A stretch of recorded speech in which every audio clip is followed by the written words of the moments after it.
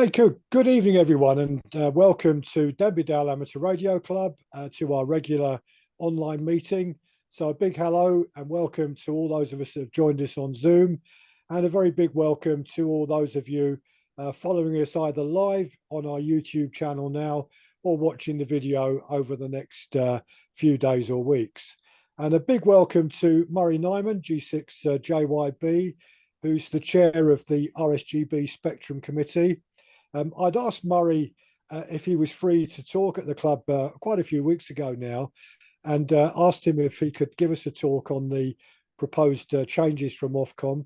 And at the time we agreed to do it, we weren't aware of the final outcome from OFCOM of the consultation, nor were we exactly sure of what date they were going to come into force. So we've been, which I think is rather good, we've been overtaken by events, and OFCOM have moved ahead very speedily and changed our licenses already in a pretty dramatic way. So Murray, I'm going to hand the microphone to you and let you take it away. Right, thanks very much. So yeah, I'm Murray Niman, G6JYB. The call sign goes back to the 1980s, part of the original CB boom. So the G6 series didn't last for very long that year because there were thousands passing the full exam. As Nick mentioned, I chair the RSGB Spectrum Forum. Now that is a combination of the spectrum managers in HF, VHF and microwave, but also with links to certain RSGB committees, including ETCC and contests, for example, EMC, and quite a number of special interest groups. So that includes CDXC, RayNet, VMARS, BATC, AMSAT UK. The list is on the website. There's quite a few of them. So that provided us a very good forum to get, or platform to, so to speak, for developing RSGB's own positions on this license change. But we were very keen, and I'll switch to slides in a moment, not to prejudge it with ordinary amateurs. And that's why we took the approach this time round of encouraging lots of people to put in their own individual genuine replies. Because by doing it that way, you actually encourage people to read all the material, and B, Ofcom treats those replies more genuinely, as opposed to just seeing a me too reply. So anyway, as Nick said, it started a little while ago, but we're now at the end of the first phase of the process. There's more to come. So if I just switch on the good old slide sharing, I've only got a handful of slides, and the idea is just to get the awareness up, and then we'll go into Q&A, as it were. So if I do that, what you see here is a slide set that if you looked on the RSGB YouTube channel, you'd see a January version of these slides, which was after the statement had come out, but before the final tweaks and the change. Now, we knew the timetable, didn't let your friends at Denby know. So I knew that when I was agreeing to this date, I would be in a pretty good position to be more definitive. So, right. So if I do that, so just to remind us of the timeline, it's opened as a consultation. In fact, whilst we were in the middle and out of the country at Friedrichshafen, which was not fantastic timing from a sort of scrambling around point of view, but we'd obviously had some wind of it beforehand, but not necessarily all the detail. That ran from June to September last year.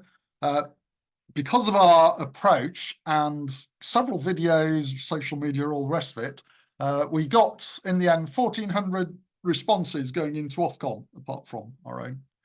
And that was, you know, for spectrum consultations, that's really high. It wasn't quite as high as the 2006 lifetime license one, which did go over 2,000. but certainly was a very welcome result. Ofcom obviously had to take their time to analyse that, and they were assisted by the way they'd set up their slightly sort of laborious form, so that each of the questions and answers people gave went into a big Excel style spreadsheet so they could look at it all. Eventually, their statement came out in December. I was out of the country again, this time at the World Radio Conference, where, funny enough, sitting next to, at one point, one of the very senior officials who was due to sign off the preliminary statement. So we knew that was coming then, but because they'd come out slightly later than they'd planned, it meant that the so-called notice period had to account for the Christmas. So although once they give out a notice of that they plan to vary your license, it's a very strict legal 20 working days timetable. But of course, with Christmas in there, that sort of stretched it a little bit. So that notice period ran from December into January. The point about that is it was more about personal representations. It wasn't rerunning the entire consultation. So the consultation set all the policy direction, like changes, bulk changes to the license, their move on call sign policy, which got quite a bit of attention, and a number of other things. But clearly in the finer detail, whether it's editorial or based on one or two other things that were popping up, either our representation, if you looked at the RSGB one, was very focused on certain things. Other people would have been going at it from personal circumstances, but most of it was pretty set. So we didn't expect major surprises within those 90 representations and replies. But there were, Ofcom did make a few further changes, and we'll come across those in a moment. So with time against the time limit against them, the decision and the new conditions became effective together on the same day. So we're now exactly 1 week on, last Wednesday. How about that? So this is fairly hot off the press. Needless to say, not everything has bedded down, and we don't expect all 70-odd thousand amateurs to have read the instruction manual. Bear in mind, it's been totally rewritten. But I would advise that whatever you thought might have applied in the past, it's worth reading the new one and the guidance that goes with it.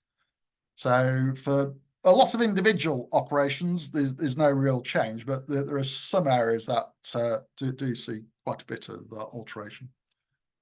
So those graphics there are from the front covers of the statement and the general notice. So Ofcom have gone to a nice colourful template. So you're about to see a few more of these. And on the RSGB website, we use these graphics. So if you can't navigate your way around the Ofcom website, the RSGB's own website's got links, and we're now using the same sort of graphical links.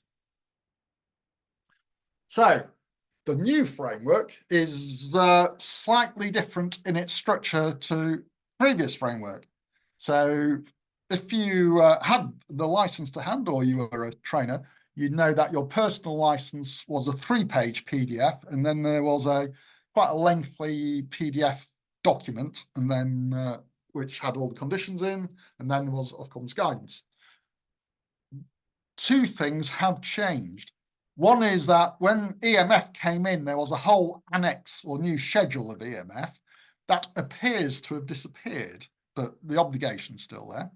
The other thing that at our request was moved, and this is Ofcom being sort of quite smart as well, was that conditions that used to be called Schedule 2, which was mainly around unattended, but APRS and ADF competitions, amongst other things, have been moved into a second separate document. So the license conditions are in 2 documents now. The main ones, which won't vary, are in the main booklet. but ones where they may have to tweak them in future, and they've already changed them in the past few weeks, are in that what's called coordination notice. Now, Denby Dale, I think, is outside the appropriate radii, but if you were in other parts of Yorkshire, you'd be inside one of the restricted zones for certain bits of your license, for example. There's also Ofcom's guidance document. That's had a total rewrite. Whilst the conditions had been out, effectively a few times before, so the things like simple typos and a number of other things had got long spotted and fixed in the main conditions. The guidance is fresh out. The one bit did get reviewed quite well, so the one part's in quite good shape, but there are other parts where there's definitely some editorial issues. So we do expect, in the fullness of time, for that guidance to be either tweaked for those, but also this isn't the end of the story. You may recall that this license changes in 3 phases. As those phases come in, that guidance document will change in sync with those phases. So keeping an eye on the Ofcom website through the links is worthwhile. The personal license, if you've got an old one up till a week ago, that technically isn't quite valid anymore. I strongly advise you to use your login onto the Ofcom website, confirm your details or put a comma or space in your address somewhere just to force the change, and then it'll regenerate you a freshly done 2-page PDF.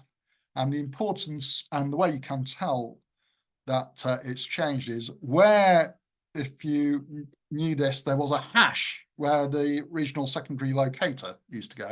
It used to refer to a very specific license clause in the old license.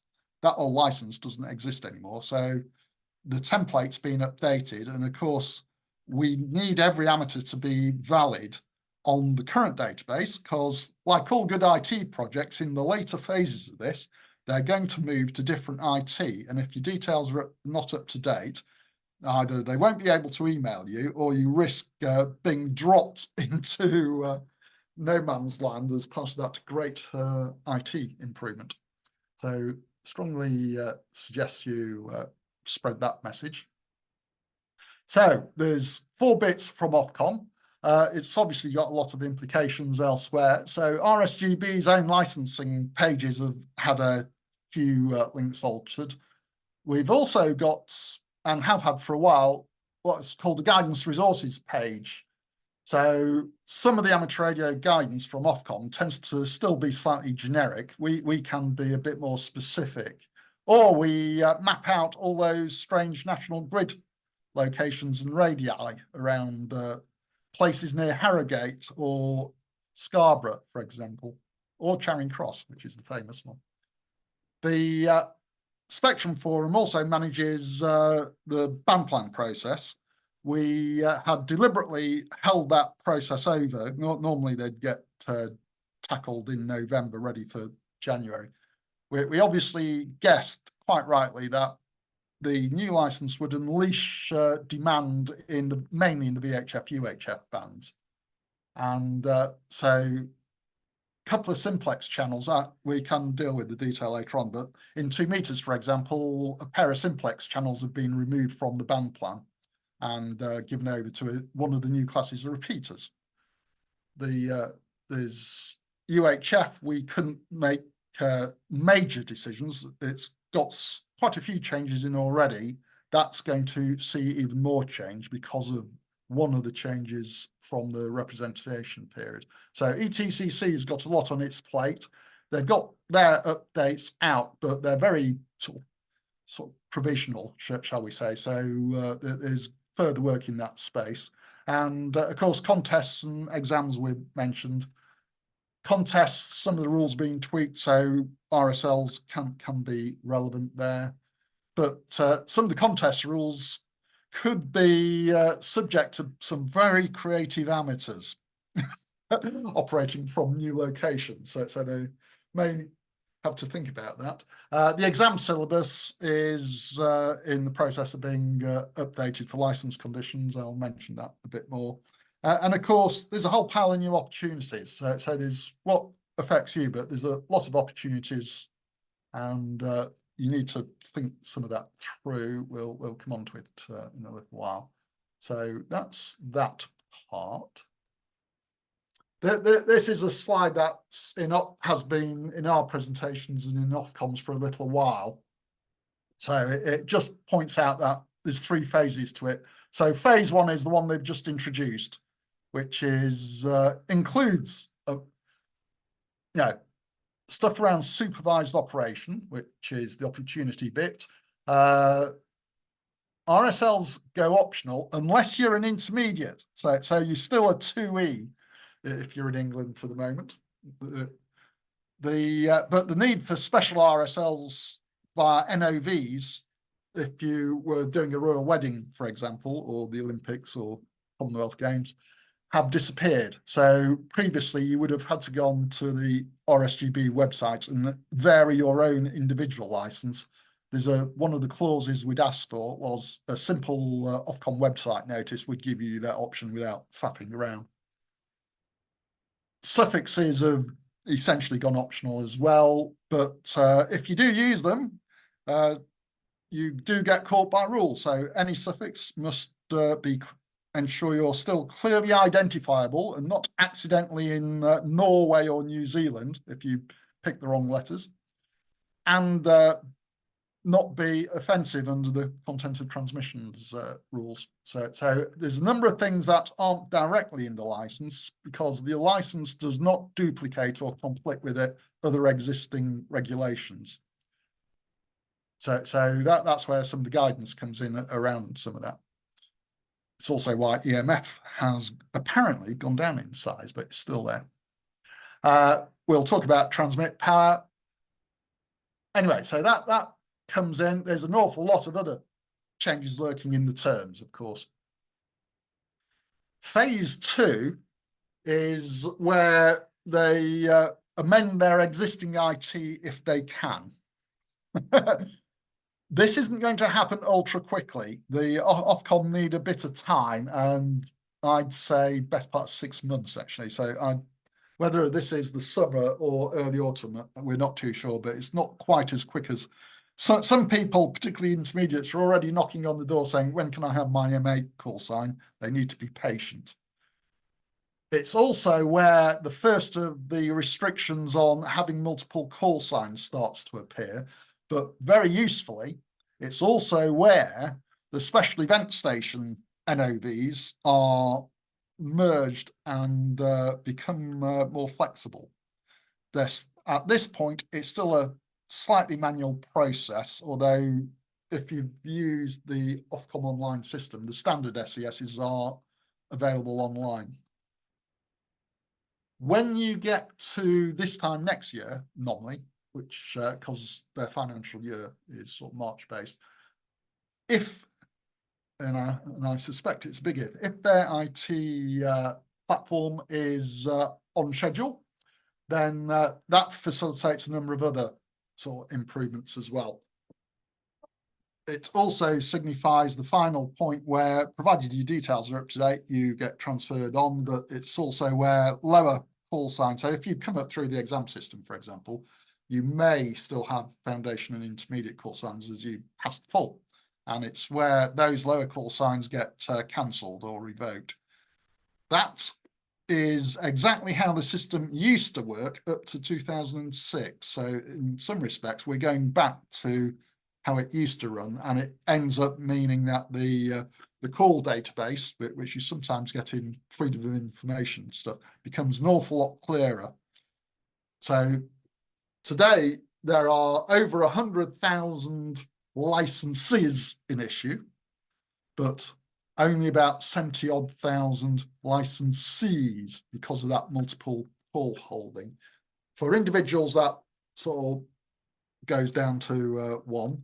For clubs, it's ironically flexed up to a total of 5 because there were, but it will probably tighten the the loopholes or get rid of the loopholes around contest clubs. They're just going for a simple solution that reflects most of what's going on there.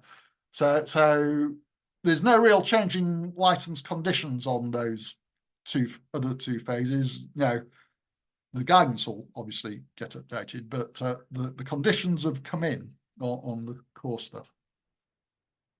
Okay. So let's look at some of the things that did change compared to where they set out. So in the very early consultation, the call signs could potentially be reused by someone else within 2 years, which obviously, given the way they used to be, either call signs forevermore, apart from if a family sort of member was sort of resurrected one, it's a very different thing. So call signs do get recycled. That facilitates some other changes, which we can talk about on call signs a bit later on. What they did do, though, is clearly 2 years was a ridiculously short time scale, in some people's opinion. So they've altered that to the same 5-year time scale that applies to keeping the main license valid. The foundation folk had their power tweaked because particularly VHF, UHF tends to be 25 rather than 20. So rather than simply the 10 to 20 3 dB increase, it was for a few more watts and a fraction of a dB that they altered that. There was from our both not just microwave but also ATV and a couple of other folk, AMSAT UK as well. There were proposals to slightly revise the brand new access for foundation to the 2.4 and 5 gigs bands. So this facilitates people who take standard Wi-Fi modules or what have you, and might put on a much better antenna. That would take them out of the license exempt regime, but it would now be valid under an amateur license. Foundation previously were barred from those bands. Now, if you're trying to reach out to the sort of maker communities, that fixes that obstacle. I haven't put in here, but of course, Foundation also have equipment construction permitted as well. So this is only change versus original proposal, not necessarily all changes compared to where we were a few weeks ago. Within the great aim of OFCOM to eliminate almost all the spectral NOVs by bringing them into the license, ETCC managed about 1,200 NOVs or thereabouts. Repeaters and gateways counted for a lot, not quite as many beacons, but when you got to packet systems, APRS, and some emerging data stuff as well, particularly newer technologies, there wasn't really a good category for those. So that's where very similar wording to repeaters and gateways, but the so-called data station, in its most general sense, has also been introduced. And like the repeaters, they come in either 5-watt ERP categories where you can, you're encouraged to register your call sign and activity, but basically you're free to already do what you like there. And then the more traditional 25-watt category, which is how repeaters sort of have been licensed before. And certainly in the higher category, that requires you to go through a lighter but similar process to what's gone before with the ETCC website. One, going back to our chat earlier, the data station is a defined term set in condition 17. It doesn't mean anyone using data modes. It's really about, like repeaters and gateways, it's where you've got third-party unattended use. So it's for sort of general use systems. Okay. Right. I mentioned this earlier. Another change that was in the statement, as opposed to the very early consultation, was Schedule 2. In the original consultation, Schedule 2 wasn't changed at all. Needless to say, that came in for a lot of flack from ourselves. And in the end, we pointed out that Ofcom had moved on to a more modern sharing process for other non-amateur licenses. And it is that process that's split into what's called the coordination conditions that has now been introduced into the amateur license. That was all well and good. It's not just secondary bands that, as I mentioned, 28 megs and 144 have got a couple of small catches in them.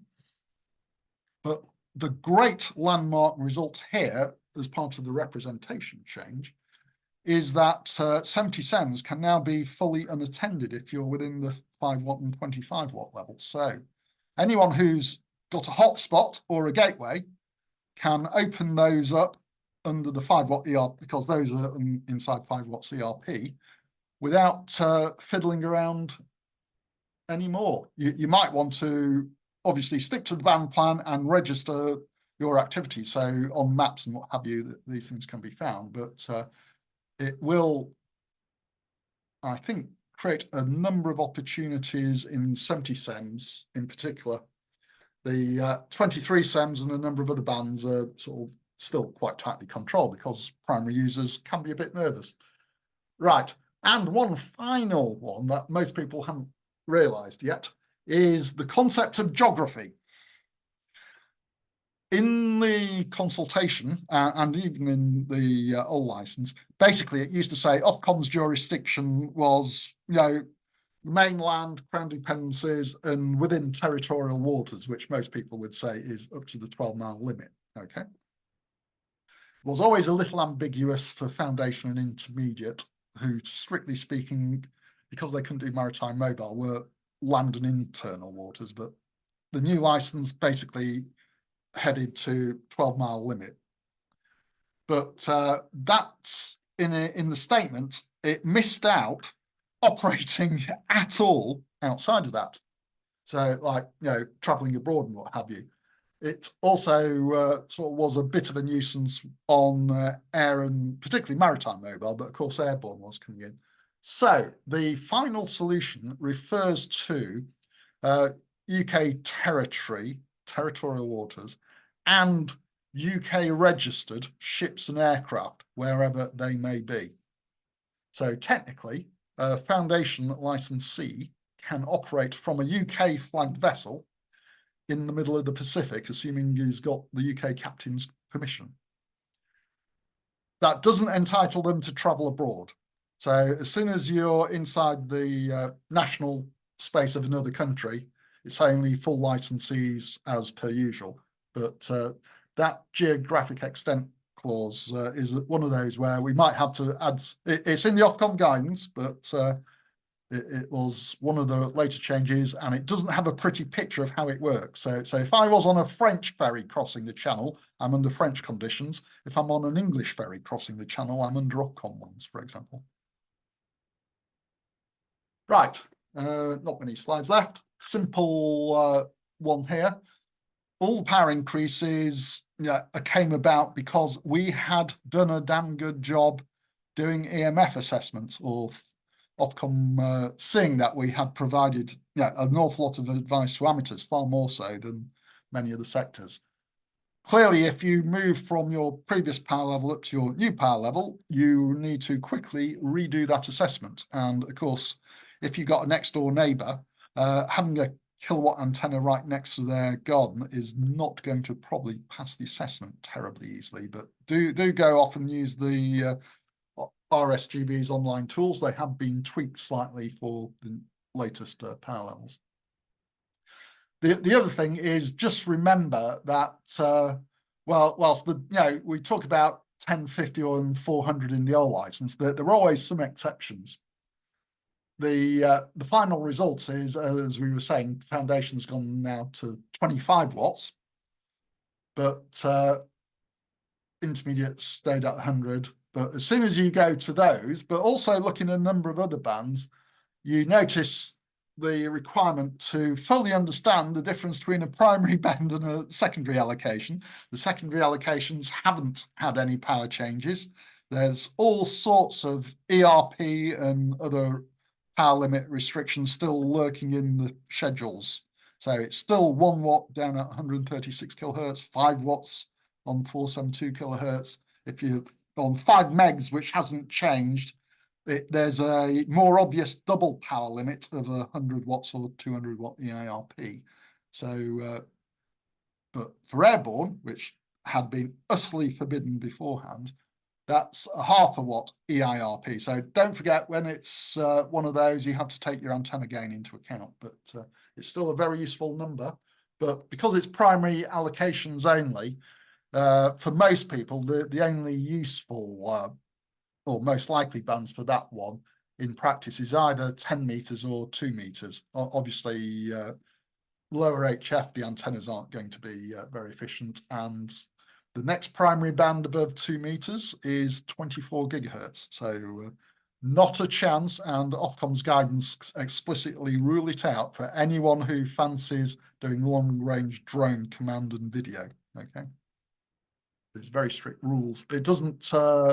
You also have to obviously apply with things like CAA airborne rules as well. But still quite an advance compared to where we were. So it does so this thing, if you read it through, does open up a number of opportunities. Supervision we mentioned. You can let folk try amateur radio. The picture is National Radio Centre at Bletchley. So there's obviously our supervisors just behind this youngster, but his hand is operating the radio and enjoying himself. So you get the full interaction there. At Bletchley, we have, 70, 80, whatever, thousand folk a year going through that one place. Now we have real possibilities to sort of try and plant amateur radio seeds. But when you're looking at special event planning, please consider not just sitting in a corner, running up the QSOs on a contest type event. Consider sort of special event outreach events in that manner. The airborne stuff, summits on the air, I guess, is something that appears in your part of the world. The SOTA reflector had a lovely photo, which, because I can't get the copyright, I can't use it on here, of someone up on a summit talking to a glider who was going over them on 2 meters FM. And of course, it may have been 0.5 watt, but that's real line of sight, no problem at all. And as I mentioned, be patient, that the liberalised special event frameworks are coming as well. And I think that's nearly there. This is sort of largely done now. So the exam syllabus, we know licensing and operating, clearly the sections of that need a total rewrite. So that's being tackled at the moment. But because it's a major job and all the things like the exam books and the exam bank need then altering as well, it doesn't formally take effect till 1st of September. So if anyone's doing a training course at the moment, it is under the old license conditions. If you don't have a copy of those old conditions, the full exam handout has them to hand. We'll be adding them into RSGB's history. We've got a licensing history section of much older amateur licenses. So if you still need to do an exam in the coming few months, that's just a transition issue, but we can sort you out there. The HF contest rules have already been tweaked. That was mainly for RSL use, but there wasn't many implications there. And it's NOVs for short contest calls or special contest calls stay around. So not everything has changed. Some of them, you still have to apply and fulfill the criteria. But even within that, we did get a couple of editorial tweaks. Mentioned ETCC before. They've got a very different set of forms now, but the guidance and sort of human factors to make it easier to navigate if you're an occasional user is still being worked on. EMF/EMC, clearly higher powers do need their assessments, but otherwise it's stuff that we've done before. Mentioned the band plans. So fundamentally, we knew that some of this stuff was largely coming. So the 2024 edition, Radcom already had it. There is an article in RSGB Matters about it. if you go onto the RSGB website and look at the Excel master, or what's called the tabbed web version, you'll actually, that's the place where you can see the very detailed change notes for how either 2-meter repeaters have been tweaked. So there's a couple of channels now for 5-watt repeaters separate to the main repeater. So we're not going to mix them up. The idea is to, you still have a duty to coordinate in one of the conditions, by the way. Ironically, 70 SEMS has had to be narrow banded. So what used to be 25 kilohertz channel steps is now, there's more of it in 12.5 kilohertz. So the channels themselves, not necessarily the deviation, but the channels themselves can be interleaved more easily with the primary users. So that is one of the methods we've used to come to an agreement with Ofcom to try and liberalise up and get some more channeling available to us, shall we say, in 70 SEMS. The changes associated with frequency clearance were so late, they haven't fully been taken into account in that edition. So as Redcom says, it wouldn't surprise me if there's a update to the UHF band later in the year, where, again, new 5-watt channels or a number of other things are designated. I suspect we may need a couple of extra hotspot frequencies as well. And as I mentioned, there's lots of opportunities. RSGB is doing a bit of strategy thinking at the moment, and we may be forming a new outreach team effort. So even at regional level. So although the regional reps do some stuff, we know we need to follow this up, we need a whole new set of resource and effort, potentially, because a lot of the places we want to go to for new amateurs are not at rallies or normal amateur events. It's all about how to reach out into other places. And just to finish off, those shortcuts were in Radcom, but I thought I'd better put them there. So all the process, presentations and slide packs and videos that we went through over the past year are on our license review page. But that to some degree now is, I won't say historic, but that's how we got here. The licensing pages and the guidance that is also on RSGB pages has been so you can get to that shortcut there. That was, I think, in last Sunday's news, that one. And then hopefully you're familiar with the band plans. And just a final reminder, please do make sure you can log on to the website.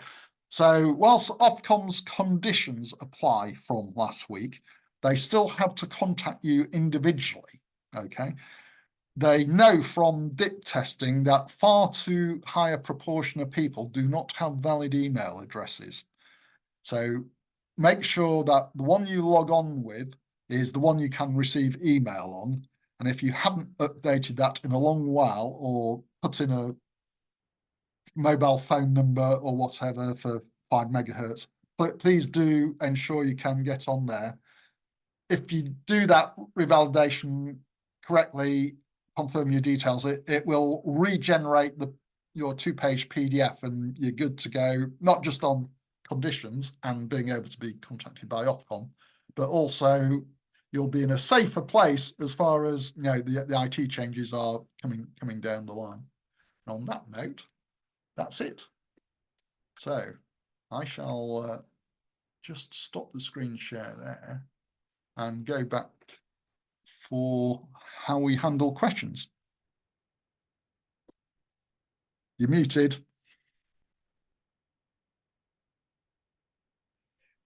Yeah, thanks, Murray. Yeah, thank you for that. Very interesting, and I know it produces all kinds of questions. We've got at least one coming up on the YouTube channel there. So I'll put that one to you first, actually. It's a bit of a discreet question. Yeah. Colin Sidaway, and my apologies to you, Colin, I've forgotten your call sign, he says that he wants to know, are the hours of operation per week requirements now for new non-LOV low power gateways? Because they were in operation, aren't they, for the gateways currently? Oh, that really was an obscure one. So previously, yes, I think I know that one. Previously, if you had it didn't matter whether it was a gateway or a repeater, because you'd had a frequency cleared and assigned or whatever, there was an expectation you were going to provide a service with it and therefore not block a channel assignment that could be used by someone else. That's all been swept away. That 5-watt CRP effectively, other than us encouraging you, shall we say, to ensure you're registering your call sign as active on the map, there are no other requirements on gateways and hotspots. So funny enough, gateways and having to do NOVs for a 100 milliwatt hotspot in 77s, and I think on 77s gateways could not be unattended either, even though they were lower powered than the repeaters that could be, were the sort of fantastic examples we held up to OFCOM saying, surely there's a better way to do some of this stuff. Okay, now that does mean that in the very low power space, you have no exclusive rights in your local area, and you could end up trampling over or colliding with someone else. And so self-coordination, there's a license condition which says, please coordinate. It's not just referring to that coordination notice, which is the heavy duty stuff, but it's essentially an encouragement for you to ideally register your use. So ETCC, as part of their new services, you can go onto a map and see if there's other people near you, or you will be able to see who's near you and whether or not the channel selection is right or not, or still leave it to ETCC to advise you which is the free channel. We've also, between 2 meters and 77s, we will have the ability to open up a number of other additional gateway channels. So in 2 meters, what was a RayNet only style channel has now been also assigned for an extra gateway frequency there. But it's mainly 77s where this will really have the benefit, because we can be unattended with minimal overhead within the 5-watt CRP rule. So good news. Lovely, thank you, and thank you for the question, Colin. It was a very discreet one, so I thought I'd get that one out of the way first of all. Yeah. Right, going back to the main Zoom. I mean, our other viewers on YouTube, got any more questions? Just pop them in the chat. For everyone else in Zoom, who's got a question they'd like to, or an observation? Yes, Terry, G3VFC. Hello and good evening. Thanks, Barry, very much, and thanks for the invite, Nick. With repeaters, you haven't mentioned whether crossband repeating is covered in this. In other words, there you are on a RayNet jaunt, and you have your handheld and an 8900 in the car doing crossband into the main net. Historically, we've chosen an apparently clear frequency on one band to get into the main net from the handheld. Any consideration on that, crossband repeating? So crossband, right, I'll separate the RayNet thing off and tackle that separately, because that's a slightly different case. But when we looked at the liberalisation repeaters, we know that there is next to no room in 145 megs for anything significantly new, apart from the 2 channels we had in reserve for low power stuff. That also would have required, quite expensive cavities. So although we've made a provision in 2 meters, I don't expect it to be ultra popular. Having said that, 5-watt repeaters for, local club repeaters, for example, was definitely part of our thinking. But like most things, it's a lot easier to do when you're wide split or potentially crossband. Either wide split in 77s is one way to solve that. The other area this liberalizes, which is very neglected, is 50 to 70 crossband, between 4 meters and 6 meters, okay? So within the 5 watt ERP limit, you can do almost whatever you like, provided it's sensible with respect to the band plan, okay? It's when we looked at the RAINET stuff, first of all, there was low Ofcom understanding of RAINET activity, and that was not helped by, if you look on the RAINET website, it doesn't tell you anything about all that stuff, does it? So during the representation period in particular, we were able to get that discovery work finished, assisted by the RAINET reps talking to ourselves on not just classic 2 meter 70 sem sort of talk through type stuff, but some other cases as well. 2 meter to 70 sem personal talk through, which was RAINET, was in the old license, but it wasn't a repeater, it was remote control. And one of the reasons the old license fell into disgrace was the RAINET inspired clauses in section 10.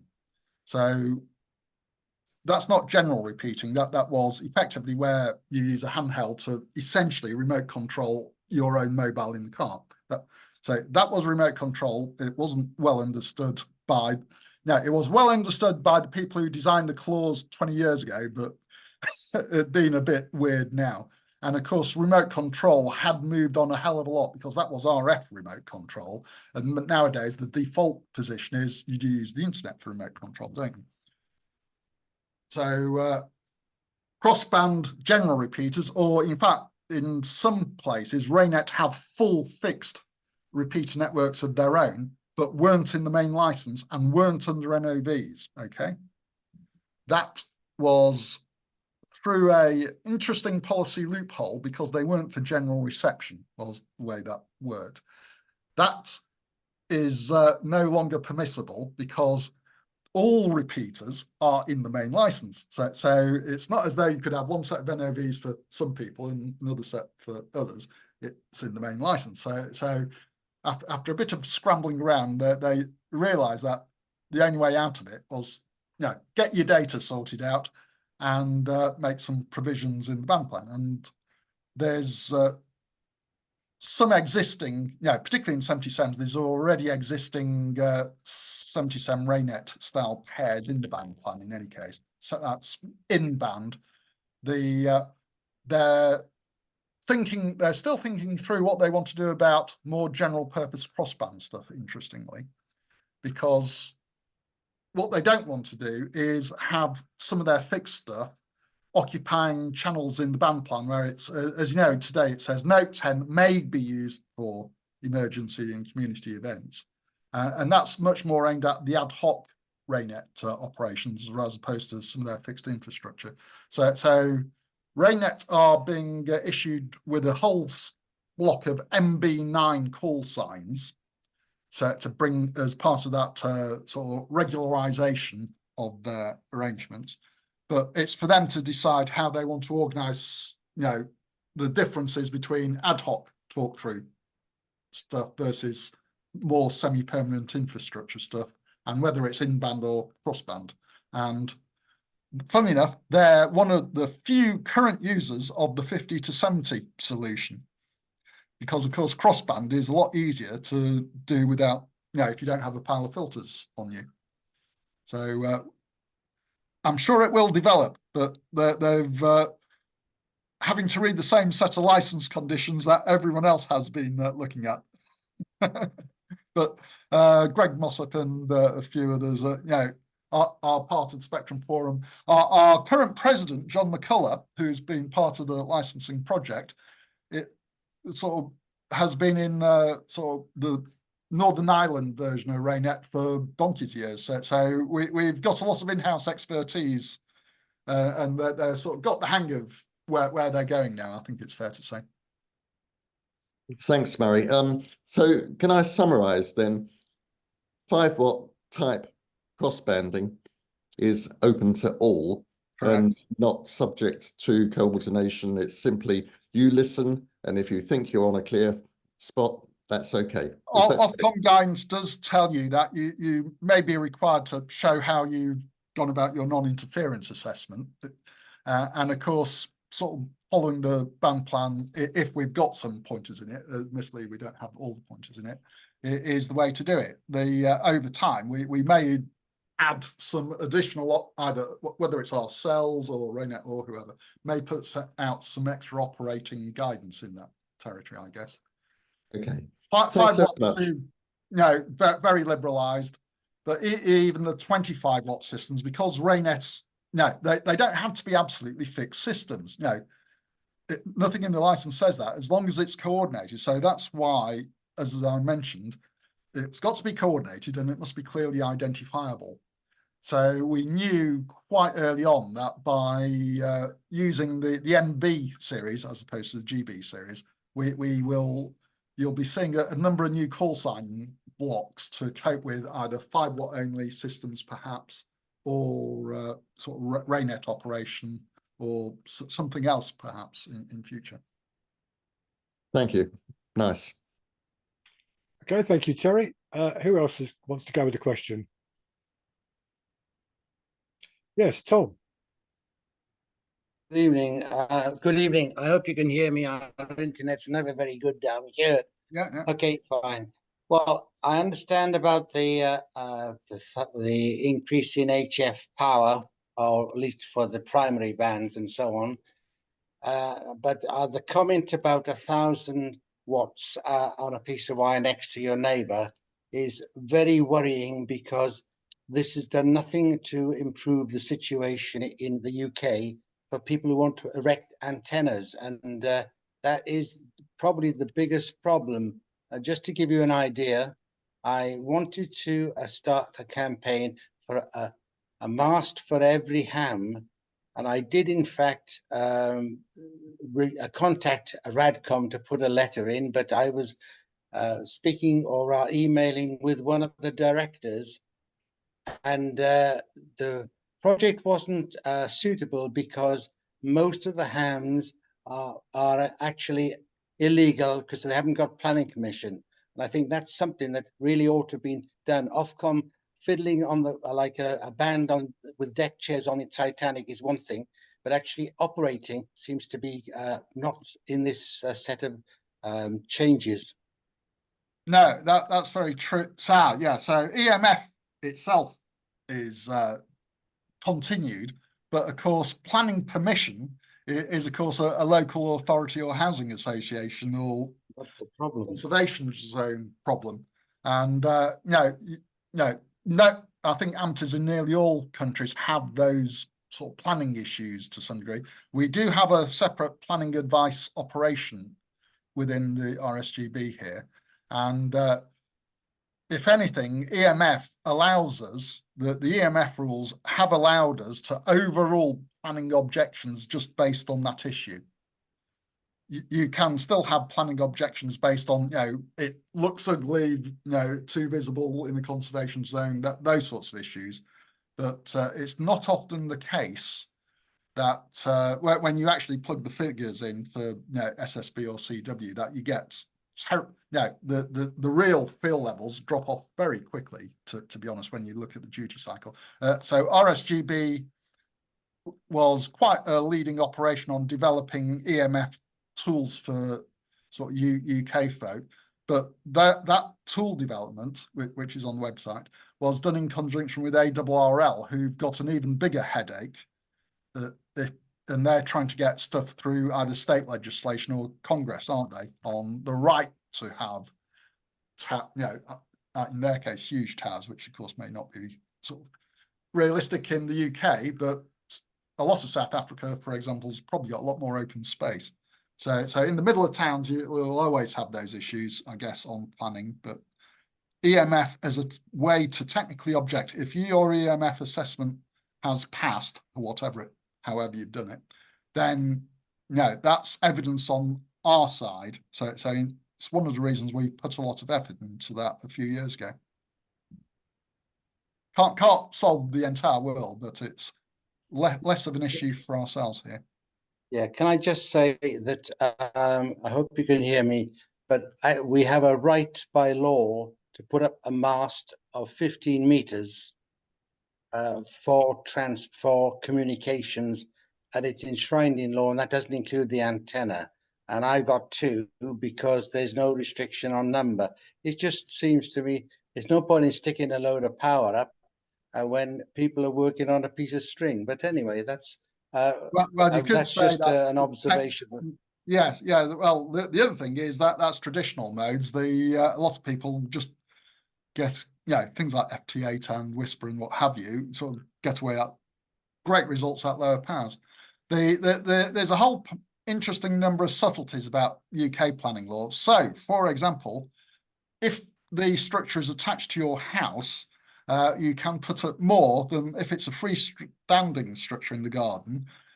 If you document it's been up for, I think it's 8 years, then you retrospectively have rights for that existing structure as well. So there's it's quite tight in conservation zones, and I live near one. But there are a few possibilities here as well. The ability to run remote stations is which has been now opened all the way down to foundation, which couldn't be so easily done. Allows strategically placed club stations to be used sort of by remote control by a club member, for example. So that's another sort of part of the way around that sort of planning issue. And that is live now, is it, Murray, to have a club hub? Yes, you've always been able to remote control a station. If you're doing the remote control, it's under your call sign, but it's often clubs who've got the resources to figure out where's a good site and manage that sharing and sort of supervision or management type issue, of course. So obviously, if it's right on top of someone and you're trying to receive something else, that's a bit inconvenient. But it's no different to a repeater site. If you've got a good remote site, and you'll probably know my friend John Renault, that's RF quiet, because the other thing about stations is not just the EMF, it's the EMC from local rubbish. Then yes, the fact that anyone now can use internet remote control, which wasn't the case before, it should open a few things up there as well. Previously, foundation and intermediate weren't allowed internet remote control, remember. Can it be outside of the UK? Yes, there is, from our point of view, the UK regulator, provided you have a adequately secure control link, can be anywhere. You don't have to be physically in the UK to run that remote. It's got to be a UK operator, by the way, absolutely. But there's been plenty of examples where people have been on holiday, but still keeping an eye on their FT8 stats. Can you from the UK use a station in the States, for example? That's different. The states, Okay. the states legislation is too open in some respects. They didn't think about internet remote control there. But remember, under TR 6101, there is, in any case, a reciprocal, at full license level, at any rate, there is a reciprocal arrangement. Mm-hmm. It's a good one for contest rules, because you can end up with remote heads. And as I mentioned, we could have someone out in the Pacific appearing to be a full UK station. And I bet some contest and DX rules weren't quite designed for that sort of technology. Yeah, it's interesting that one, Murray, because I think this is a big developing area, isn't it? And I was going to take to the next club committee initiated discussion, so you're getting this in advance really, about whether or not our club should approach some of our other local clubs where we are, Halifax and Barnsley and Oldham, maybe Rochdale, and see if they would like to set up a little project group to see whether we could, between us, set up a station remotely controlled available to members of the club to use, that would enable us to take advantage of a beam antenna and a kilowatt on HF, which would be fantastic for lots of members living in locations where they're not able to operate such radios. So I was going to just suggest to the club, not that we should go ahead and do it, but just, you know, put that proposal to other clubs, and if there's any interest with our neighbouring clubs, to see whether we could explore it and what the feasibilities of it are. Because, you know, if we're going to invest in the money to do it, Murray, you know, you're looking at, you know, £5,000 or £6,000 for a decent flex radio that's remote controlled, and all the other equipment and so on. You know, the investment expenditure is probably beyond the level that most clubs have got the finances to pay for. But, you know, if half a dozen clubs got together with relatively small number of members in each of them, it might be feasible to enable remote control for our members. And I think that's something definitely worth exploring. Yeah, so funny enough, on where I work, we have the potential to run remote control flex radio across the site, but it's not just one person remote controlling your radio. A lot of that stuff doesn't cope with very well. Sort of managed scheduling or priority clashing does it. So you have to look at something else to manage that, or a simple rotor. And then, of course, as you know, it's got to absolutely fail safe. So no way can you end up with a transmitter locked on if some glorious Microsoft software hangs up. So avoid MS Windows perhaps when you do some of that. Yeah. One thing on that, down here in Sussex, we've actually got 3 clubs. We've got Worthing, we've got Mid Sussex, and we've got Crawley, all of which have got flex radios, surprisingly. So within about 20 odd miles, there's 3 stations on. But as far as costs are concerned, and getting a tester of how a remote station would work, you can even take a 705 and do it. So the humble little ICOM 705 will work from top band to 70 SEMS remotely with free software. Yeah, it's got a network, network server inside it. That's why. Yeah. It's not the radio; it's more the IT and management. Yeah, the management we're also looking at, because we're also looking at controlled VPN servers as well on it, to give a better login capability for both record of who's used it, and we're working on that down here at the moment. There's all the logging stuff as well. Yes. Yeah, that's right. So we're just working on that at the moment. But as far as actually running the stations, it does work. And in fact, with the new foundation, Chris, who's actually the chairman of Mid Sussex, with his M7 call, was on day one using the club flex radio, and where he'd been listening for a long time using the facilities of the flex radio. Day one, he was on there on 15 meters operating it, and very good. It works out too.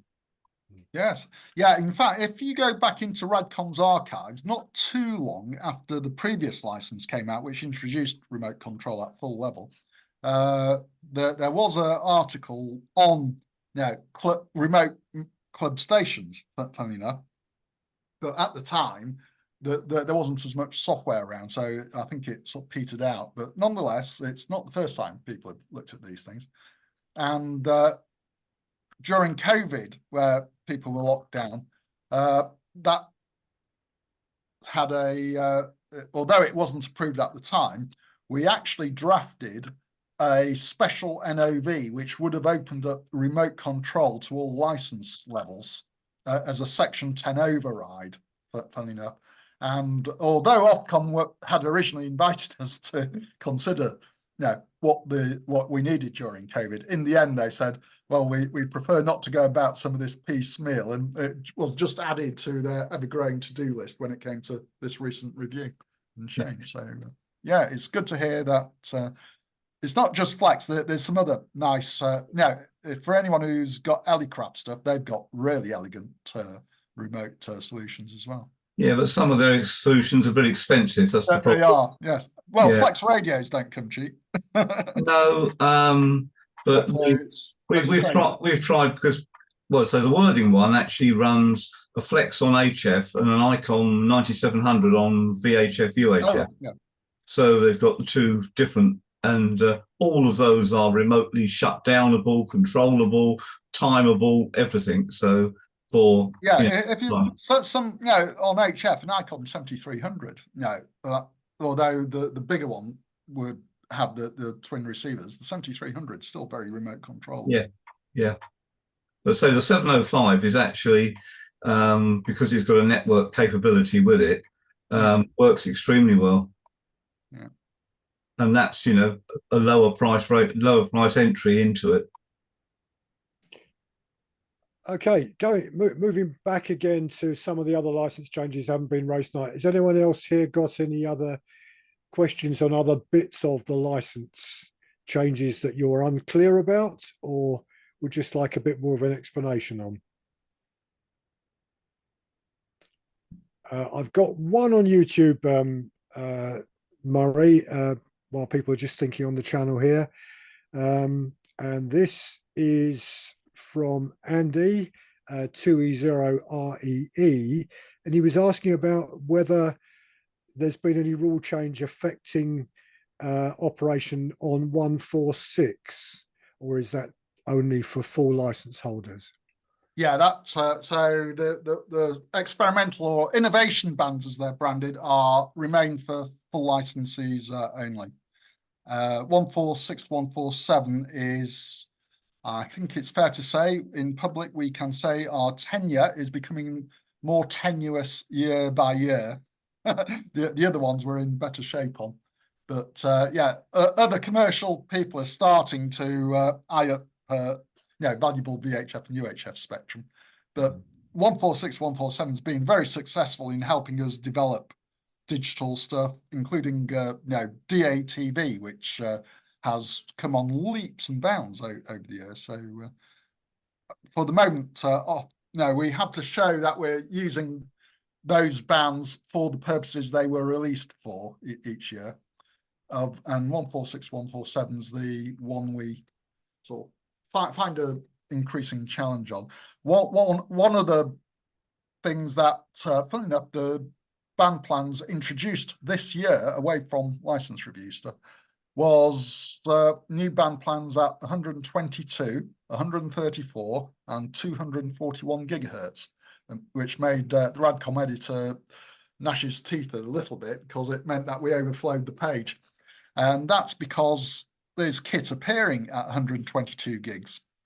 And there will be a WRC31 item for amateurs at 300 gigs. So the DX and power levels are a bit of a different area, but in terms of showing amateurs, really advancing technology, whether it's those very high millimeter wave frequencies or the 146, 147 work, which was done a few years ago, we continue to show that it's not just chin wagging on 80 meters. We're still doing the good technical stuff as well. Okay, thank you. And you did vaguely cover it, Murray, but I'll just ask you to clarify it because we did mention it just chatting before the meeting started. But one or two people in the club had raised with me over the last few days slight confusion over what's referred to as a data station. And you did pick that up, but the confusion arose because it talks about data stations. So they assumed when they were operating FT8, they were a data station. And then they assumed that running 100 or 200 watts or whatever data was not allowed under the regulations. And I said to him, no, that wasn't the case, but go on. There's one thing where we have, which has been clamped down, but I'll come to that in a moment. So yes, there's a world of difference between data modes, which of course the license is quite neutral on what you can transmit, versus the defined category. So there are, I mentioned, and what would be nicknamed NOV system. So if you look at the clause for gateways, the clause for data stations, not the definition, but the clause, and repeaters, they all basically say whatever your existing station is or license, it may also potentially be used for general use by other amateurs, and that takes you out of your normal mode of operation into that sort of general, probably unattended use, and that's the only way they can define and bring in the repeaters, etc., from their former NOV territory. And what you can't do is call it a packet station in a legal document. Okay, for example, you must be technology neutral, and as you know, there's a different data mode every other week. So basically, the term data station, you'll notice it's capitalized, and that's a defined term. So the condition comes from clause 17. So it's only in those circumstances that applies, but it does cover deliberately, flexibly, whatever data style of data we may end up using. So whether that's APRS or other packet stuff, or sort of LoRa, or whatever, there's what we have been looking at for years and not being able to do in the UK is what's called HAMNet, which you see in Europe, where you've got a backbone of, say, 5 gigs point-to-point links with neutral links out to ordinary amateurs, all running by RF with no internet dependency. That's how you should do true emergency networking. And so you need a way of describing those in legally neutral language. And for whatever reason, the term was data station, but it's a defined term, and you have to read the rest of the sentence in the condition to understand when they apply. But the sentence is exactly the same for gateways and repeaters. So they're segregated off from the normal usage. The fact that you see a definition referring to data is neither here nor there.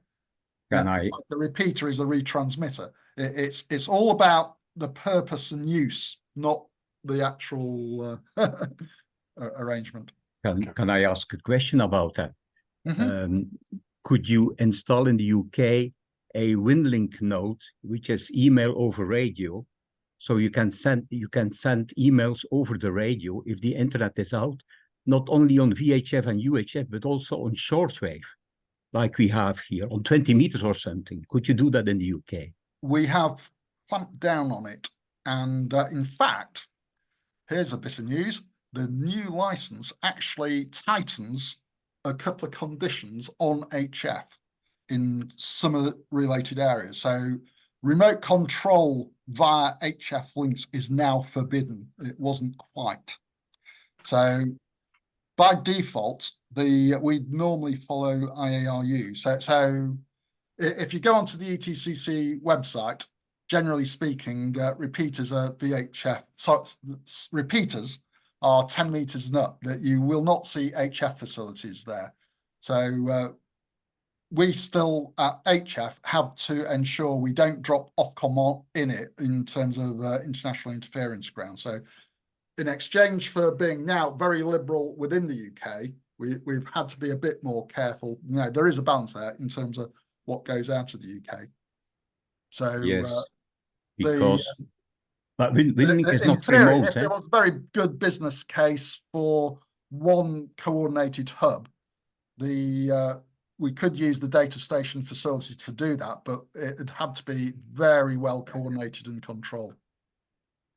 Yeah, okay. Because WinLink is not a remote system, it's just email for emergency situations. It's not the content. We don't care about the content of the traffic. Okay. Traffic. It's all about, well, it's interference potential and management. So if, for example, it was down in the 5-watt ERP class and it fitted some part of the band plan, no one's really bothered. But above that, then the rest of the new concept in the UK license is the concept of QRP. There's a 5-watt ERP threshold below which it's got very liberalized, and above which you still have to go through most of that process. Where that really sort of gets clearer now is on Whisper. So previously, good example, a lot of people ran Whisper at very low powers, fine, but they often left it unattended. That was in breach of UK license conditions. That has now been regularized under this. But if you want to run, it doesn't matter whether it's Whisper or something else, it's classed as a beacon mode. And the beacons have always been relatively separately and tightly regulated in Yeah. the UK. When I discuss with people in the UK, I did understand that the argument was more that a radio amateur email service over the air was a kind of a competition for commercial services or for the post office. So was in conflict with the post office. And that was the argument. That would have been that's gone. antique. Yeah, no. that's gone. That argument is gone. Yeah, that argument disappeared a long time ago. So Okay. provided it is amateur traffic, and clearly identifiable in those things, that's fine. The other big argument with ALE systems is the protocol interferes because it doesn't listen on channels before it jumps on them, and that's not got any better as far as I'm aware. There may be much more modern ways of doing it, quite frankly. There's a lot of HF digital mode development that one day I suspect will sort of come to take over from classic ALE. Actually, we see lots of good stuff in VHF, as you know, but the amount of waveform development outside of classic Joe Taylor type modes has been very limited, really, in HF. There's HFD Star and HF Fusion C4 FM. There's some interesting digital voice developments, but so far, amateurs have been falling behind the professionals on new digital HF waveforms for data and networking. And I would encourage some people to think freshly in that space. Once you've got a better waveform, which hopefully is applied to smarter waveform, as I mentioned, anything to do with mesh networks, traffic content, no issue at all. And just another question: as a UK licensee, could you get a vanity call? No, I've seen it's not so liberal at all in the UK. Well, they're one of the reasons for that, apart from the administrative overhead for our regulator, is there aren't enough of them. There's too many UK amateurs. Okay. When you look at the shorter calls, if you've only got a couple of letters to play with, there's you only get X hundred call signs. So compared to having 70 or 100,000, unless you pay or have some very stiff criteria, you can't do it in a fair manner. Yeah. Like we have Oscar Tango 4 radio, for example. That's not my call, but one of my friends has Oscar Tango 4 radio, which is a vanity call. His personal vanity call. It's not a contest call. So where it's sort of vanity is the thing that is reserved for full licensees is that nowadays, if you're passing the exam, it would be an M series call sign. Okay, yeah. But the G series has a lot of vacant space appearing in it. And so full licensees have the ability to go off and specially pick their own, if their initials are available or whatever in either the M series or down in the earlier G series, they're allowed. And I mentioned the contest calls, which are very short calls like M2T, for example. Those do have a fairly tight criteria, but there's quite a good few hundred of those available as well. And quite a lot of them aren't being used because perhaps the criteria may be a bit too tight. But if you have 70,000, a three-letter call series, have the capacity of 20,000 people. That's not possible. That's not possible. And it's also why we have stopped using call signs for life here. So if what was about to happen was the intermediate call series was about to run out, and we were about to go to 2x2 as opposed to 2x0 or 2x1. And we knew that was going to be absolutely terrible on air. Okay. The other thing is, which was an Ofcom surprise, but not a great surprise, was that it did require compulsory regional locator letters in the 2 series. And it wasn't that popular a call sign series in any case. So with the moving in due course to M8 and M9, that will tackle the issue in intermediates. And when foundation, where we get, so I don't know about where you are, we have roughly 1,500 new licensees per year every year. So we Okay. go through the what was M3, then M6, and then M7. We get through that relatively quickly, and now that in fact, an awful lot of M3s have already been surrendered. Those will get recycled. So the call sign blocks will now stay stable and never run out of capacity. But because the number of full licensees is sadly dying quicker than the number of new ones, there's a huge amount of cherished number plates sitting in the full licensees as an incentive to this. We use it as essentially an incentive to, once you get to full, you can't have more choice on the call signs, but not terribly short ones. That's interesting. And then a last question. Will the 8-meter band on VHF, or like in Ireland, I think they got everything above 30 megahertz, no? Will that happen in the UK or not? We have the 8-meter band now. Yeah, yes, no, I'm aware you've got a 5-watt facility on there. I think it's 5 watt, yeah. Yeah, so it's very limited. The Ofcom have been quite firm about that. So sadly, the original applicants, I have to say, deliberately shot themselves in the foot, because there might have been years ago, before other people needed the band, that there was not only a possibility for genuine propagation work, not for standard telecoms stuff. We had a RSGB held and had managed an NOV for our 40 megahertz beacons, and the other folk caused us some difficulty when that came up for renewal and moving. So that then coincided with the World Radio Conference agenda item on basically a climate change radar, which goes from 40 to 50 continuous and had the potential to interfere with the 6-meter band. Okay. So first of all, it was a high priority for the UK to get those things authorised, and B, from our point of view, it was also a very high priority to limit its spectral width so it didn't mess up the 6-meter DX section. Throughout all that, that's why Ofcom, because that wasn't formally decided, Ofcom pushed those applicants into basically the commercial innovation and trial licensing, where they pay 40 or 50 pound a year, whatever it is. And although they enjoyed themselves, they had to apply each year, and that facility probably will continue, but it'll be a very minority activity, I think. Okay. So, but Ofcom don't have any appetite.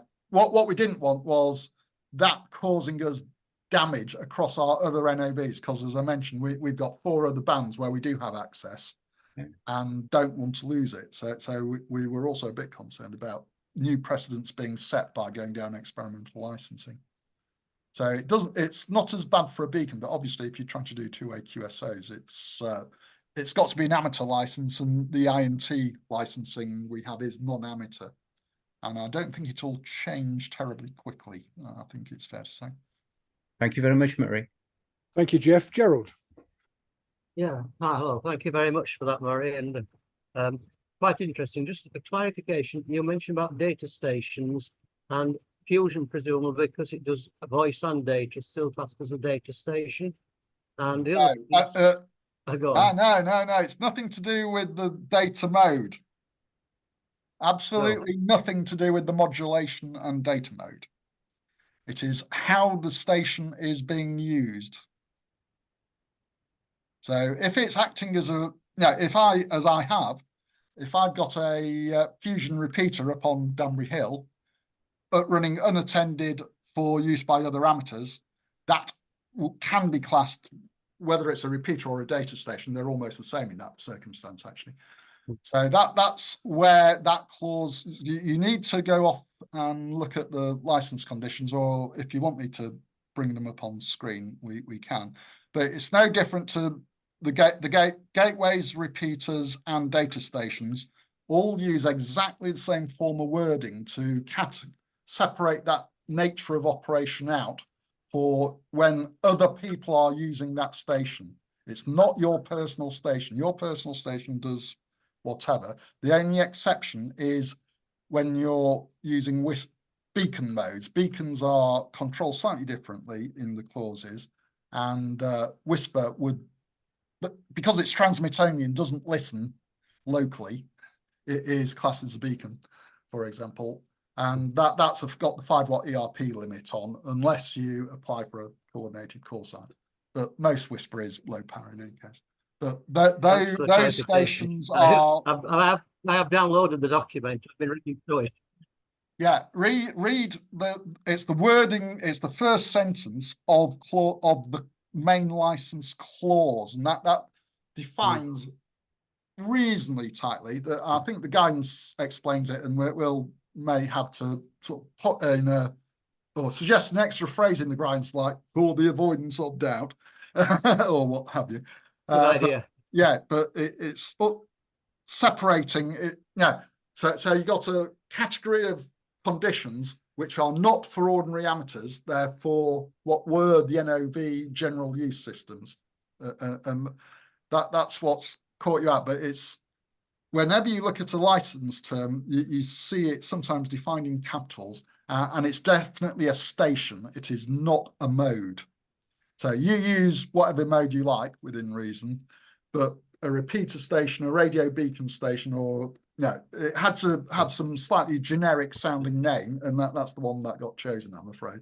But it's don't worry about what some people got confused by. It doesn't work like that. Yeah, we need to know clearly when we're coming to perhaps doing classes for beginners in stuff as we've done in the past. So it's not going to be in the syllabus.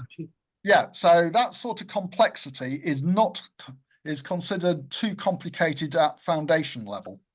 So you won't be having to teach that at foundation level, I don't believe, because foundation is all about how to transmit safely and not interfere. It's not about all the other stuff. But it may get touched on, obviously, in the higher licensing, but NOV class operations, which is where those. Of course, running the local beat is not. But funny enough, RSGB's operating handbook is being rewritten at the moment. It's not been updated in years. And again, it's all about keeping the simple messaging, and if necessary, go off and read the OFCOM guidance, which does explain that rather better.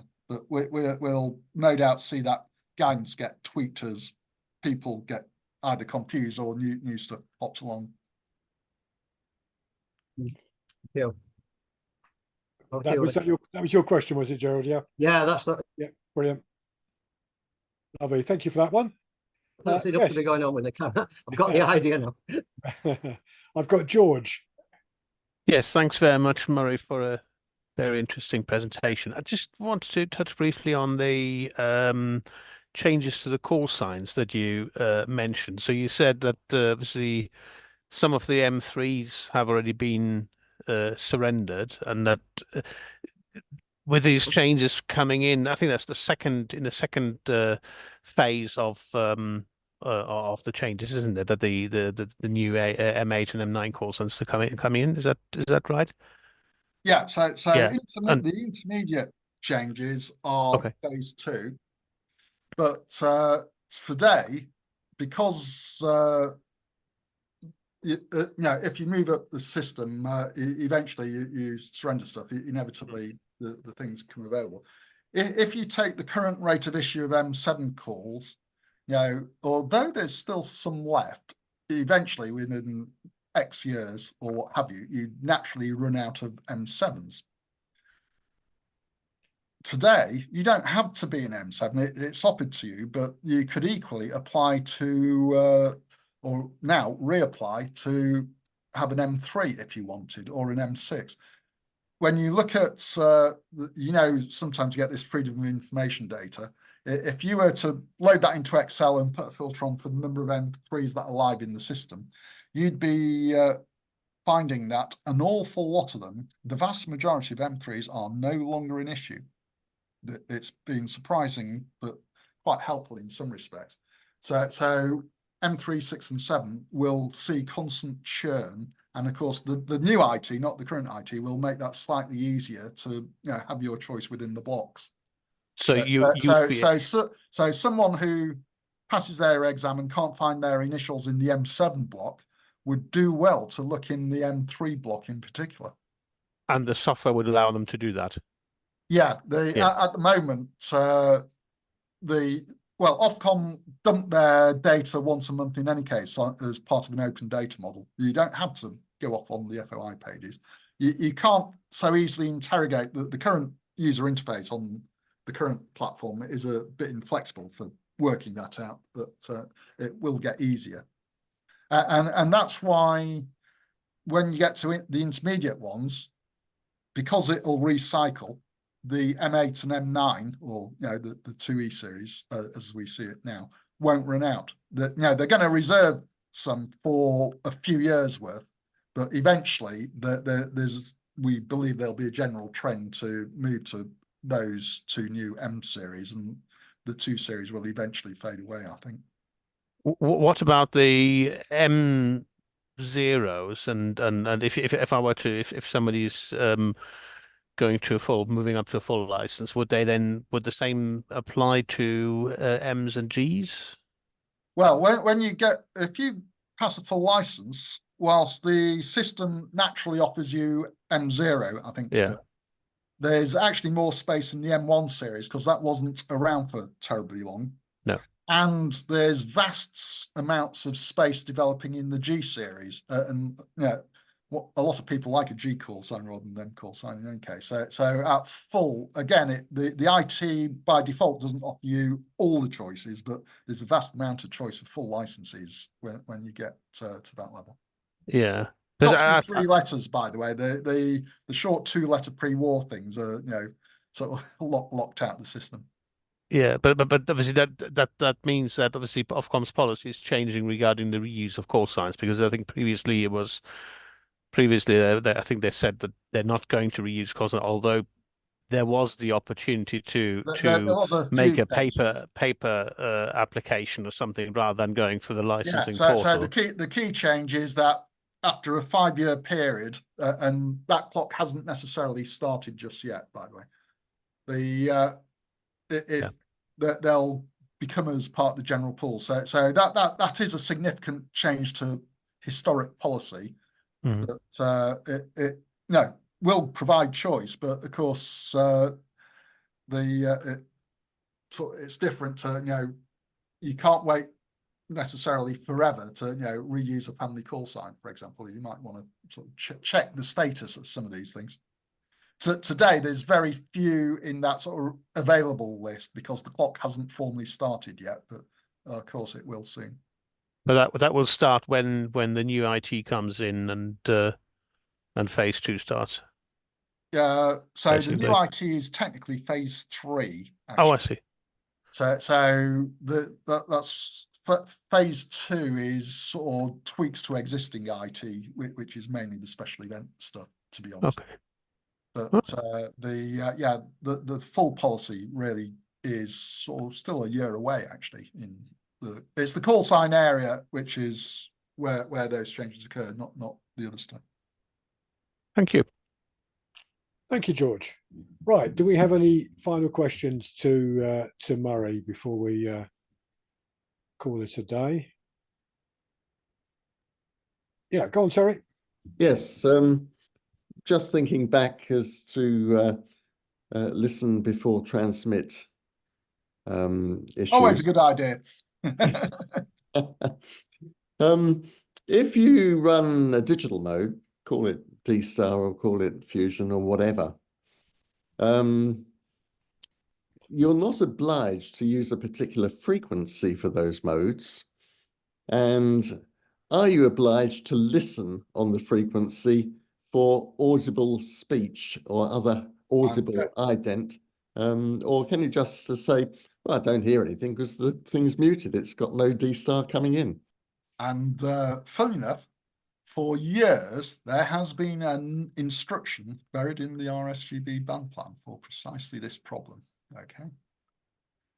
So, and I'm just about to find the beautiful, very simple note about this. Central activities. Somewhere.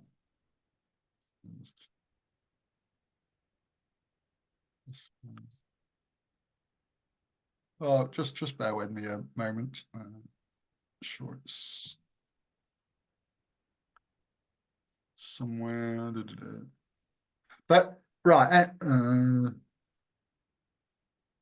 Yes. So the short phrase, and I think it's in the teaching syllabus, is now clearly if you're in analog, you generally will hear some other activity, won't you? But digital, and when you have a variety of digital, is a real challenge in this area. So what we currently say, and this is digital voice, I have to say, but it's the general principle. Users of digital voice should check that the channel is not in use by other modes. In other modes, and that may mean you have to go down onto analog mode just to listen for any other beeps or hums or whatever from someone else's modulation. Now, in practice, so 2008 was when RSGB's band plans went FM/DV in what was a revolution at the time, and that came out of a very interesting IARU conference in 2008. And the reason this has worked out well, mainly in VHF, UHF, of course, has been that there is next to no digital activity in the simplex channels. It's all congregated around the gateways and repeaters, which sort themselves out. So it's has naturally self-coordinated itself. And generally we also deliberately in the UK, as opposed to Europe, separated out the digital calling channel from the FM calling channel actually as well, which also helped to do some good there. So what could be a recipe for chaos hasn't worked out too badly, but listen before transmit can mean that you might have to remember that things can be analog in their original nature. So a DMR handheld is not necessarily your friend if you want to be socially acceptable. No, well, it depends what you. To be honest, most normal sort of general stuff is analog and digital into it from the commercial amateur radio sellers, but you can end up with ex-industry sort of DMR stuff, which is essentially digital only. And you're quite right, it can't do the fully listen before transmit. But given that it's most likely to be on some pre-coordinated, whether it's a repeater or talk-through channel, what have you, you're not too bad. I have to say, DMR is a dead-end standard, partly due to a number of reasons, but that's one of them. It has no successor. It's interesting.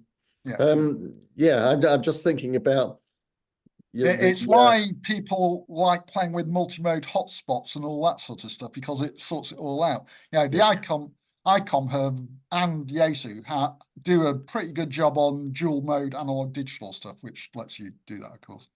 But I'm just musing that the old MD380 to go to listen on analog is one hell of a faff and worn out fingers. Yeah, but it works the other way around. If someone was on analog, you'd be wondering, why can't I receive anyone? Because you'd be desensed, wouldn't you? Hang on, I wonder that all the time on DMR. Yes, so yes, some of these things have their limits. Right, on YouTube, I've just got a couple of quick points to put to you, Murray. One is why is there such a push to get 2E0 and 2E1 license holders to swap to M8 and M9 rather than just leave them to fade away as the G3s and so on will be doing and G4s over time? So there isn't a hard deadline. Okay. But the facility for them to migrate to their matching 3 letters, it has a time limit on. So that's one side of it. The other thing is, in general, this may not be true of everyone. The unofficial feedback is it's quite a popular idea, and Ofcom will probably have to set up a waiting list.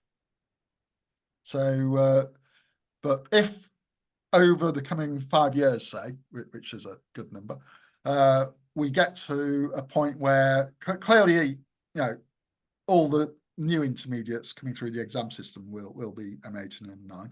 If over time the balance of numbers change, the Ofcom's policy folk will want to try and simplify things, I think. So if you're interested, think about going for it relatively early. Don't leave it forever. But there's no legal. Be reassured, there is no hard end date to the 2 series, but both Ofcom and ourselves would encourage that direction. The other reason why, as I mentioned, that there is a problem with the 2 series is it was running out, and there was no realistic means of extending it in a happy manner for on-air use. And here's a big one to finish with, Murray.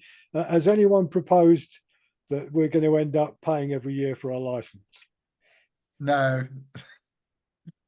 In fact, Ofcom don't even want you to pay them 20 quid for special event applications. So they get too many manual applications for usually special events or call signs coming through where you pay a 20 quid fee.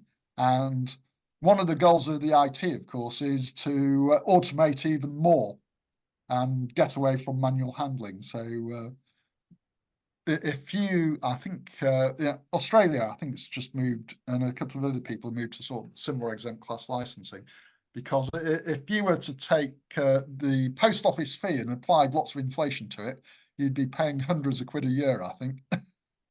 and that would make you think, wouldn't it, as opposed to, so no, it's not 20 quid. They were losing a fortune on it. So, and it doesn't affect our ability. Ultimately, it does not affect our ability to ask for some engineers to investigate an interference case. But we're still relatively low priority compared to, say, someone interfering with an airport or something like that. So they prioritise their staff, but the remaining staff will have more time on their hands if we help them with some of this sort of IT change and automation, I think. Okay, yeah, that's good to know, Murray. Very good to know. Okay, I've got no more questions raised on YouTube. Just final call. Anyone who hasn't asked anything yet got a burning question? May I have another question? Who's that? Yeah, go on, Jeff. Roger as well. Go on quickly, and then Roger. I think Murray is probably the right person to ask this question about the future of 23 centimeters. Ah, yes. Being decided at this very moment in CPT. You couldn't have picked a better day. So my friend Barry Lewis, as you know, probably has spent a lot of time on 23 centimeters. We had a pretty good, not a perfect result, but a pretty good result, having the recommendation agreed and endorsed at the World Radio Conference. That recommendation is still quite stringent in terms of some of its recommendations.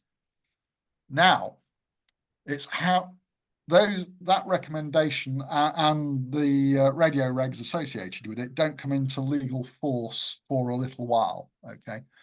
Now, it's then down to administrations as to what they do with a recommendation.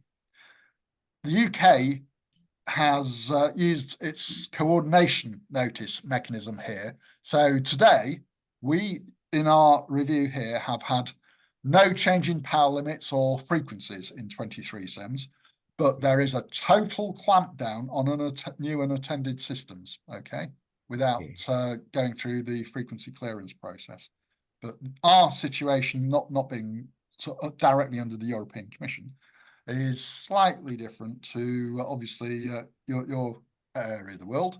Mm-hmm. The CPT had already been developing first a report, and it will eventually move into a set recommendation or decision. We expect a decision, to be honest. And that decision will almost certainly call up the clauses in the recommendation. How they're called up is still the interesting thing, because if it stays recommended, it's still down to the admins to follow it. But there had been a previous push, which was quite concerning, to make that recommendation, which was very detailed, essentially a compulsory band plan. Now, narrowband stuff like 1296 stuff has come out of that entire process in pretty good shape. It's possible that we may move it up to, from a European point of view, up into 1298 or 1299, but essentially you don't lose any power there, and it's a modest change. But anything to do with wideband analog TV, FM ATV in 23 cents, if you haven't scrapped it yet, scrap it now, because no chance. And in fact, it has, in some respects, with some of it still around, it's blocking much more friendlier digital ATV development. But lowering the band is where there's recommendation power limits are so tight you can't do anything useful. In the UK, how the band is used doesn't align with that recommendation, because it's all about the real primary users. The focus has obviously been on Galileo in Europe, but they're not the real primary user. The highest primary user, with most priority, are the radar guys. And Europe's radars, like ours, are changing, and there will be more radars coming into 23 centimeters, and that ultimately might be the thing that influences the final thing, but it's still very early. The SETS is obviously digesting the WRC result in a sort of subgroup this week, and I was looking at the temporary documents this morning. So both France, who tends to lead from the European side, and AIU are working closely together to get the basic report tidied up and just refer to the recommendation, basically. So most of that sort of argument is concluded, and it's how we get to clarity, but that will still take a year. Once things start to clarify, I'm sure the VHF committee will look at the band plan a bit more. So, because as I say, the rules may be slightly harder in the European area versus the UK area, but we'll probably be in sync one way or another. Okay, thank you very much. In our case, the new radars are coming to us before Europe, but we know where they're going, and they're not near 1296. Okay. The other radars that influence things is wind farms. So there was I don't know if you were aware, there was an IARU conference in Zlatibor in Serbia before WRC. Look at an excellent RSGB information paper I just happened to write for that conference, which talked about what the other primary users were up to. And it gives you a bit of detail on both the aircraft systems and the problem that you get from wind turbines causing interference to radar, which is eased by putting the radars from S-band down into the 23 centimeter band. So that is the first thing. Obviously, below 1260, Galileo isn't there. Other constellations are, but quite frankly, we shouldn't be catering for those. So there's some possibilities at your national level to have your wideband modes right in the bottom of the band, actually. But that's up to you just need to understand the lay of the land in your national situation on that part of it. But moon bounce and 1296 narrowbands done quite well, give or take perhaps a retune. Thank you very much. Lovely, thank you, Jeff. Roger, you had a quick question? Yeah, thanks, Murray. Very big topic this, but concisely handled. Thank you very much. I just wondered if the new system for allocating licenses, whether there's an inherent limit on the number of times you can change or how fast you can change your license. Before, we just got them handed out, that was it for life. Is there some limit on it, a hard limit or an inherent limit going forward? Because you've got choices. You don't want to give people too much flexibility. Yeah, so the if no, there's a people need to understand that there's a difference between a license and a call sign. Your license is granted to you because you passed an exam. No, and you only have to do that once, unless you're going to get the pecking order, of course. Keeping it valid, of course, does have a time limit on, and that stays at the 5-year limit. So if you don't keep it valid, you lose your right to transmit under that license right, of course, because you no longer got your details up to date and clearly identifiable. Changing your call sign, previously, you would have had to surrender, not previously, you would have had to, if you fancied changing your call sign just on a whim, as opposed to passing an exam, you would have had to surrender it and stay off the air for a 2-year cooling off period before you were entitled to a new call sign under the final version of the old rules. Not so well known, but it was the same cooling off period that applied to special event station calls. So another club couldn't use your special event station call for potentially 2 years. That is where although they proposed 2 years, that's now become a 5 year. So you, in due course, you'll only get an opportunity to change a call if you desperately wanted to, once every 5 years. But so there is some flexibility there, but it's distinguished between call sign and. Yeah, sorry, I was using the word license, but I meant call sign because there is some flexibility, but there is an inherent limit there. So there's definitely limits, but it's a clear limit because its call sign policy had never been consulted on properly. So over time, the rules, you never were quite sure from year to year what the rules were, and now they've, for better or worse, they've clarified that, and I won't say they're set in concrete, but they're on much firmer foundations. Yeah, brilliant. Thank you. Lovely. Thank you very much, Roger. Murray, can I just give you a big thanks for appearing tonight and taking some of those questions. Incidentally, one of the questions, and I'm not going to invite you to disappear off into that because it's another meeting in itself, but the final question on YouTube just popped up and said, Murray alluded to where future amateur radio license holders might come from. Where is this, so I can offer them a microphone and they can find the magic? That's definitely another topic. It is, and the fundamental statistics. So the Spectrum Forum is responsible for the demographics of the hobby in terms of statistics. Interestingly, and we know what the underpinning death rate is, and we see it in the demographics. So what we would encourage you to do is not just maintain the current foundation inflow.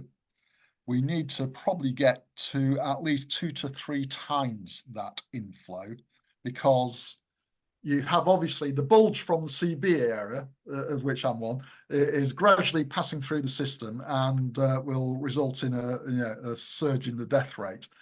And if you don't expect a massive difference in upgrade ratios between foundation to intermediate and intermediate to full, then there is a concern that the large number of full licensees will obviously sort of start to roll off. And you can, and the baseline death rate is about 1,500 silent keys a year, because post-war there were 1,500 new full licensees per year. So we know what the baseline is, but we've also got that bulge in the demographics. So the development goals for outreach need to be ambitious, please. Yeah, we had a temporary, very welcome surge during COVID to that sort of level, and we need to work out how to make amateur radio relevant and attractive. So it's not just us white-haired folk. Ofcom measure us, amongst other things, on our diversity and gender balance and a few other things. And the data, even the current database, gives fantastic statistics on the age profile and a number of other things in the licensing. So yes, we want to come up with very positive ways of doing that. And yes, plenty of scope for future talks, but perhaps from others, because I won't necessarily be leading that part of the area. What we've done with So some of this licensing change is overdue liberalisation, but some of it is to deliberately open up the opportunities or remove the hurdles for exactly that exercise. Okay. So one day we'll be sort of recruiting them like anything. Yeah, the thing we haven't touched on at all tonight, which I think is one of the very best things to come out of the license changes, is the ability for foundation license holders to build their own equipment. Because we get lots of people come into the hobby and they buy themselves a, Baofeng radio to talk to a few people on 2 meters and then get bored with it. And they can't afford to spend, 500, 1,000 pounds on a nice singing and dancing HF transceiver. But they could probably buy one of Hans Sommer's kits for 70 quid and get on the radio and have fantastic fun with it. And so I think the ability for foundations license holders to build their own equipment is definitely an area that we need to be looking at. If we they were always able to assemble commercial kits that were known not to interfere. There wasn't as well, sort of slight misunderstanding. So for example, the hot air balloonist brigade, which uses 77s exempt, those modules, because the important RF bit was done in a module, that there's no risk of interference, and that did apply to foundation, but it was overlooked by everyone who just thought, oh, it's all banned. It wasn't, and that rather bad sort of misunderstanding is one of the, again, many things we wanted to clear out. So whether it's the construction one or the Wi-Fi ban, or as you say, some of the other supervision, like I showed up Bletchley, a number of those small hurdles all removed. So that should make it a bit easier. Yeah, absolutely. So the ability for us to run an event one day, I mean, Gerald, Shipley Village Fete, and you can get a 10-year-old and put them in front of a license, with your license, in front of the radio, and say, you can call CQ, this is what you do, and see what they get back and what fun they have with it. That's something. And if you know any teachers, sometimes they tend to be science or craft teachers in, say, the sixth form, usually GCSE or sixth form level, where you could run a radio in a classroom. In fact, there used to be a whole operation in Yorkshire, funny enough, that used to take teachers and turn them into budding radio amateurs for precisely this, and it's been lost now. But that sort of thing, to introduce people to the world is a wireless world, well, wirelessly connected world. No one understands how it works, which is a bit of a shame. Amateur radio is a great introduction, not just to amateur radio, but to some of that physics and how the world works stuff as well. Yep. So me encouraging my daughter in her efforts as a secondary school science teacher in Liverpool, to try and do some more of this stuff is definitely what I mean. And actually, I'm struggling to find at the moment, because I haven't got any people that have responded to me yet, any amateurs in Liverpool to give us a hand with that. But we desperately need to be doing more of that sort of work, don't we? And it's for youngsters. It's one of the best paid careers. If you go into electronics and become an RF engineer, it's one of the top salaries in the electronics industry is RF. 40k starting salary, wipe out your student debt offers. You can't do much better. Right, Gerald, before we finish, go on. Yeah, go on, Gerald. Just a quick one to say, being a school teacher myself, we managed to encourage people like language teachers, particularly, because we're talking to people all over the world, and also geography teachers, of course. Well, it's not just purely for the engineering and science people. Yes, you certainly need to get your geography sorted out if you're doing HFDX. Don't forget the languages. Sides of it as well. Yeah. Don't forget the language teachers. Yeah, languages is fantastic, isn't it, Jeff? We have taught some people in this area. Yes, actually, if you want to help your skills on French, sort of calling France is definitely a lot more productive if you try it in the local language. I suspect it's not in the curriculum, though. Well, practicing speaking languages in the Cool. curriculum, Yeah, Terry, for might be. sure, at both GCSE and A level. So yeah, I think we could form an important part of it if you could just show one or two language teachers in these secondary schools what they could do with it, for sure. Okay, well, look, Murray, thank you very much indeed. That was fantastic. And thank you to our viewers on YouTube tonight and those who catch up with it in the next few weeks. Glad you were able to join us and put your questions to Murray. And can we show our appreciation to Murray in the normal way, everyone? Thank you very much. Cheers, Murray. Thanks very much. Very interesting. Thank you. Okay, I'm just going to end the recording now and then and also close down, if I don't mind. So good night to the YouTube channel, and nice to see you and see you at the next meeting. And I'm just going to end the recording.